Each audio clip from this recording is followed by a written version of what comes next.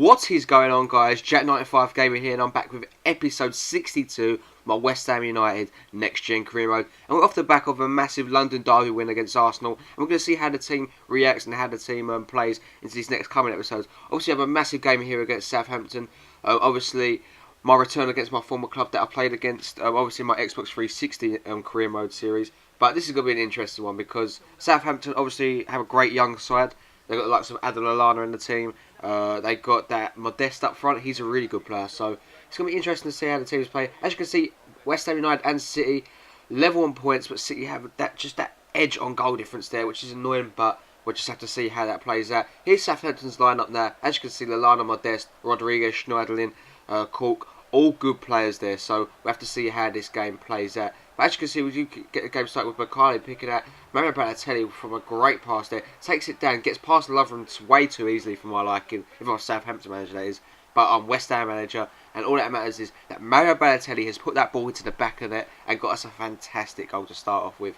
What a goal that was, and what a start for West Ham United. Balotelli just proven that he's just unplayable at times there. Look at that, just takes the ball down. He had 3 defenders around him at one point, but not one of them could do a thing about that goal going in. 1-0 to the Hammers. Bukayo now picks up the ball here in the 4th minute. That was a really early goal score, but look at that through ball into Suso's path. Sure, it's not going to be 2-0. No, it's not. A great strike there from Suso, and a great pick that pass there. I believe it was from Balotelli or Bakale. But yeah, that could have easily been 2-0 there. But as you can see, Bukayo picks up the ball here for West Ham, plays it into Mario Balotelli, and check that one out. 2-0 to the Hammers, 11 minutes in. What a start this has been. The Saints have simply not shown up in this game, and Bakale's been allowed to attack down that left-hand side of the Saints. Obviously no Luke Shaw because he's at West Ham now, so they're going to be poor down there with Fox. Don't get me wrong, he's not the worst player in the world, but he just can't handle Bakale's pace, so we're 2-0 up because of that. Balotelli picks up the ball here, running that goal in the 22nd minute. Sure, he's not going to complete his hat-trick. No, he don't. But it's a good save from the goalkeeper there, and Southampton do get that one away on this occasion. Bakale now picks up the ball here for West Ham. Again, a great over-the-top through ball into Suso's path. Klein doing his best to try and stop the Spanish man, but he gets his shot away, and for a split second there, you thought that's in the back of net, and that's 3-0. But unfortunately, it just goes past the post there, and Southampton live to fight another day here. At 2-0, they're still in the game, but the way this game's going, it could easily be 4-0 before half-time, and that means Southampton will be in a world of trouble. As you can see, Charlton picks up the ball here for the Saints half an hour in. They're passing it around with Cork. Cork misplaced pass into Oscar. I don't know what he was trying to do there. Oscar sees Balotelli in tons of space. It's touchdown into his path, but you don't give Balotelli that opportunity. You don't mess up at the back. Balotelli gets his opportunity, and of course, he is going to complete his hat-trick within 32 minutes of the game. You know, what the hell is that all about from Southampton? He's just chested it down into any player onto the pitch. You don't want to chest it down into Balotelli's because he's that good. So it is 3-0 to the Hammers, and look at this again. They pick up the ball here. Dejan Lovren, he's having the worst game ever. It falls into Balotelli's path. He takes a shot. It's missed. It falls to Suso. 4-0 to the Hammers. 38 minutes in, and this is an absolute just a slaughterfest. You know, that's all I've got to say. The Saints have just not showed up in this game, and Mario Balotelli's been allowed to pressure. He's allowed to play his game how he wants it, when he wants it. He's absolutely bullied them, and you know, that is just a poor display. On that occasion, his shot was blocked and it falls to Suso, who's hot on his heels. It just proves that the Southampton team are just not hot on their heels. Klein did not pick up Suso, and Suso's allowed to score there. Very poor play from the Saints there. A ball goes over the top yet again. It's what we're doing all game. The Saints just not latching onto it. Suso with his shot, it's blocked, and this time Balotelli panics on it to make it 5-0 just before half-time. And if Southampton ain't careful, this is going to be a world record Premier League defeat. Not a world record, a record Premier League defeat. And, you know, they don't want that, do they? But look at this, the Saints have just not shown up. They've got Anthony Modeste up front. He's been great, he's scored goals against me before, but they're just not showing up. Into the second half now, Isco picks up the ball in the 57th minute. Plays it into Ward-Prowse. Great turn there from Ward-Prowse, but again, off target. You need them goals to go into the back of the net there, these shots. But unfortunately, they don't. And Saints are just, you know, that's gone against them today, you know. It's just poor play for him. Isco picks up the ball here yet again. A great challenge, and that goes out for a corner. But then, again, that's the only chances they've really had, though. When they win the corner here, Jay Rodriguez puts the ball in, and he plays it into Yoshida. It's headed away. It falls to Modeste, gets the shot away. Great save there from West Ham. That's the only shot they've pretty had on target the whole game. 70 minutes in, it's Chambers now. Southampton dominated the second half, really, with their chances-wise. They've had about 4 chances. Just West Ham been sitting back now with 5-0 up. We don't need to attack anymore. I pick up the ball here, Rodriguez heads it down to my desk, takes his shot, great save there from De Gea, and this is better signs from Southampton. But 75th minute now, pick up the ball with Montoya. Montoya driving through the heart of the defence, just shows how easy it is. Suso picks up the ball here, cuts inside, he's bearing down a goal all of a sudden, takes his shot, just goes past the post there, and it could easily be 6-0. But anyway, guys, that is going to bring an end to that game. We do win 5-0, it's an absolute thrashing of Southampton. It's embarrassing, and they really need to hold their heads in shame there and put their hands up and say that was a poor decision. I'm looking to get rid of Polino in the team, guys, and my potential replacements are Adam Laic. He's a great player for Roma, and Kevin Strootman, a great passer of the ball. Let's just put it out there. He is so good at passing. Long passing, short passing are one of his greatest attributes. But then you got Laic, and he's a great attacking player. But do we really need an attacking player? We've got Oscar, and I want Malanda and Strootman to be them two players that sit back. Because I've already got, obviously, the two players on the wing in Bakale and Suso. Balotelli and Oscar. That's a great attacking quad.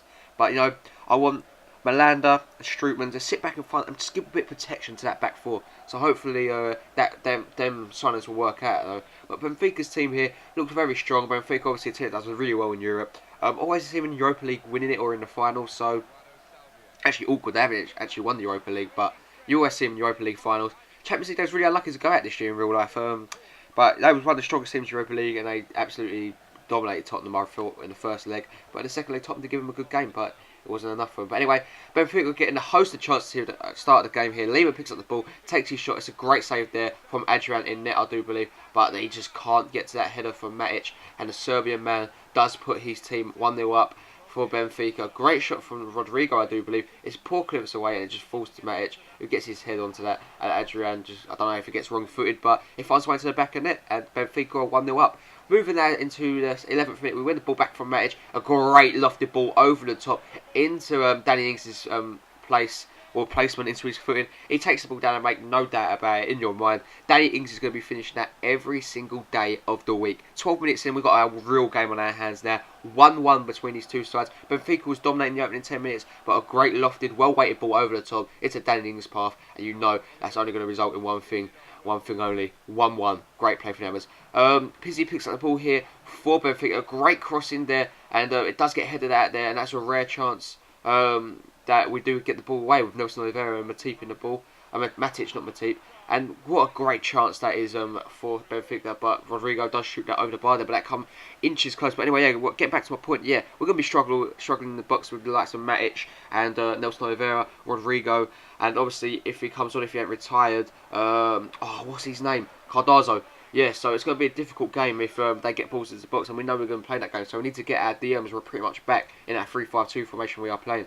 As you can see, Vazte picks up the ball here in the 33rd minute, picks the ball over the top. It's a Danny Ings' path. Here comes Ings through a goal, pretty much a replica of the first goal we scored. He does make it 2-1 to the Hammers, and Benfica just simply didn't learn there. And we know their weakness there. Balls over the top, they just can't handle Danny Ings' pace. The Englishman gets his second of the game and puts us 2-1 up now. Benfica maybe feel a little bit hard done by, because obviously they did get the shot away, and they did obviously got their shots away, should I say, and they had a host of chances to make it, maybe even put this game to bed about 3-0, but they just didn't do it, and we got our chance away, and we do make it 2-1 there. 36 minutes in, Morrison picks up the ball here. He's been a fantastic player at cam spot, I might add. Plays it into Danny Ings with a great pass there. Morrison continues his run. Great flick pass into Morrison's path. Morrison takes his shot, and just like that, 3-1, the Englishman gets his goal, and Ravel Morrison announces himself on the Champions League stage in Europe. And it's just great to see, because I really am a massive fan of Ravel Morrison. It was a great goal, a great pass into his path, and I'm so happy for him getting them goals. He was just like, you know what, I'm here. I don't care if Oscar's a better player than me. Whenever I show up, I'm going to show up, and I'm a great player to be in the squad, and I can be played and I will deliver. And that's great to see, because Oscar, make no doubt about it, he's got more prestige than Ravel Morrison. Let's not beat around the bush here. 87 rated, and he's only like 25 years old. But Morrison, 21 years old, or 22 years old, and he's 81 rated. So there's no one's saying that Morrison can't be, not even next season, get to 84 rated. And he's in with a real shot. And no, Morrison's going nowhere. I'm not looking to get any more cams. That's why you have to see. There's something coming up in January that makes me think that maybe this could spell the end for Rav Morrison. But you just have to, like you said, you never know what happens in the future, and that's an exciting cliffhanger I'm going to leave you guys on. What will happen in January?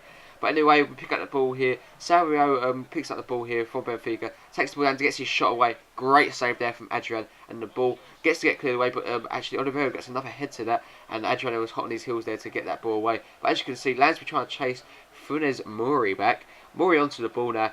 He's got all the time in the world. Look at this. He puts the ball in. Nelson Oliveira, where it gets headed away, and that's great play and defended from the Hammers there, I might add. 82 minutes in now. Timo Werner picks up the ball. A very underrated player, guys. And I think I might do a award ceremony at the end of the season.